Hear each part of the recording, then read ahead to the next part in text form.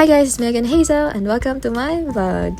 Guys, ngayon samahan niyo ako, magbabiyahe ako papunta ng La Union dahil meron akong kailangang asikasuhin sa work. So, ayan, dito pala ako pumunta sasakay sa may Partas Terminal, ito sa may Aurora, Cubao. And ayun, habang nag-aantay nga pala ako guys, gutom na ako niyan dahil hindi pa ako nagbe-breakfast at lunch.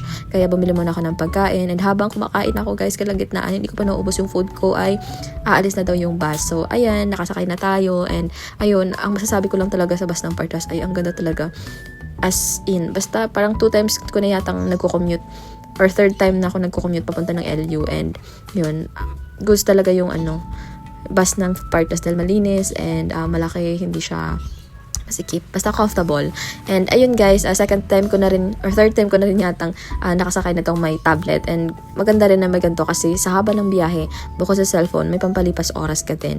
And alam nyo ba guys na that time sobrang sakit na talaga ng pantog ko dahil tinitiis. Ang dami ko kasi ininom na tubig after ko kumain ng kanin. So sobrang naiihina talaga ako niyan. And actually, meron namang CR yung bus na yan. Kaso, dahil nga iniisip ko na baka madumi, baka mabaho, mapanghi, ayun, hindi ako pumapasok kasi nga, ayun, tiniis ko na lang, baka kasi mag-stop over. Pero dahil nga may CR tong bus na to, hindi talaga to mag-stop over. Kaya, ang sakit-sakit na niya. Pero, hindi ko na natiis guys, pumasok na ako ng CR and voila, malinis naman pala ang CR nila. In fairness, parang wala masyadong gumagamit. Kaya ayun, kahit papano ay na yung ating pakiramdam, kumaan-gaan. So after 5 hours and a half yata, nag-stop over kami dito sa Partas Terminal din. Pero actually malapit na to sa La Union, parang Pangasinan something, hindi ko sure guys ha.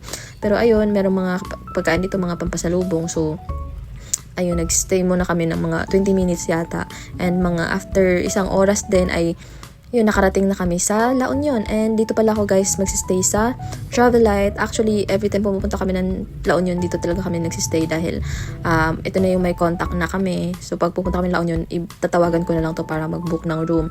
And yun, maganda rin kasi dito, malinis and affordable. And dito rin malapit yung kailangan kong asikasuhin.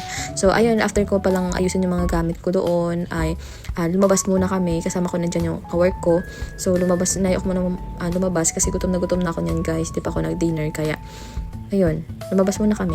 Pumunta pala kami sa may Robinsons. Yun yung malapit dun sa Travelite. Kaso dahil magnanay na pala niyan, wala na kaming makainan. Magko-close na kasi siya. Kaya naghanap kami ng may sabaw and pumunta kami muna sa karinderya and ayun, masarap naman yung food nila although hindi kami nakakain ng sabaw. Ay nakahigop ng sabaw. Pero ayun, sulit naman and then after namin